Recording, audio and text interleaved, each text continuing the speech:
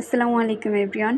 আজকে আমি আপনাদের সাথে শেয়ার করব ঘরে বসে চটপটির রেসিপি।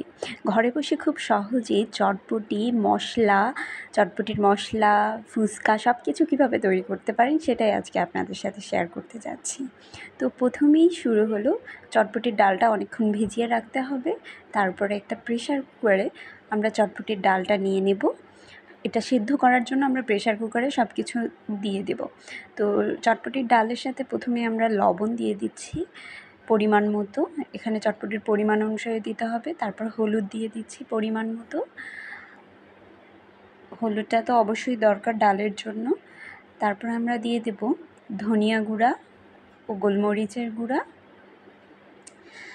ধনিয়া গুঁড়া ও গোলমরিচের গুঁড়া দেওয়া হয়ে গেলে তারপরে আমরা দিয়ে দিচ্ছি পেঁয়াজ কুচি ও মরিচ কুচি।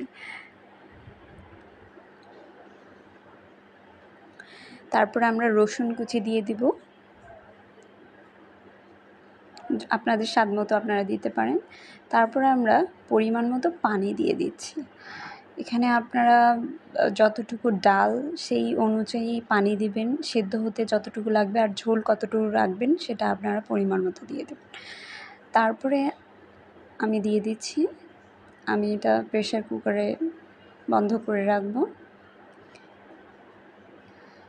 তারপর এটা কিছুক্ষণ সেদ্ধ হওয়ার পর আমি আলু দিয়ে দিব আর ডিমটা দিয়ে দিব। এটা আসলে পরিবেশনের জন্য। তারপর আমি নিজেই মশলাটা তৈরি করে নিলাম। এই মশলার রেসিপিটা আমি আরেকটা ভিডিওতে দিয়ে দিব আপনাদেরকে। আমি নিজের হাতেই মশলা তৈরি করেছি। তারপর তেঁতুল তৈরি করে নিলাম। আমি টকের জন্য তেঁতুলটাকে কিছুক্ষণ ভিজিয়ে রাখবো। এটা আমি পুরান তেঁতুল নিয়েছি।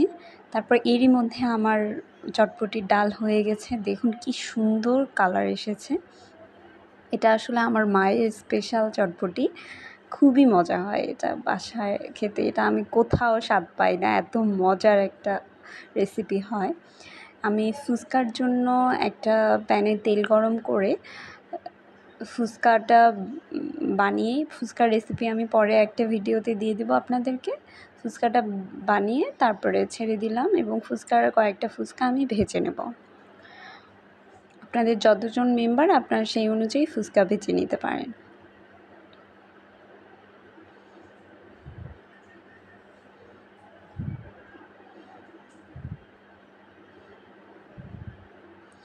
ফুচকা ভাজা হয়ে গেলে দেখুন কি সুন্দর ব্রাউন কালার এসেছে।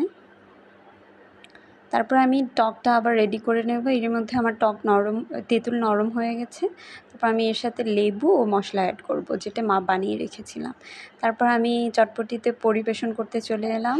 এখানে পেঁয়াজ কুচি, শসা কুচি এবং কাঁচামরিচ, তারপর যে বানিয়ে রাখা মশলাটা দিয়ে দিলাম এবং ডিম দিয়ে দিলাম। ডিমটাকে এভাবে আমি কেটে নেব এবং ফুচকাটা দিয়ে দিলাম। তারপরে ওই বানিয়ে রাখা তেঁতুলটা দিয়ে দিব এবং হয়ে গেল আমার চটপটি।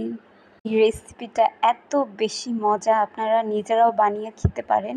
আপনারা টেস্ট করে আমাকে জানাবেন যে এটা কতটা মজা হয়েছে। ধন্যবাদ সবাইকে। আবার দেখা হবে নেক্সট ভিডিওতে। টাটা।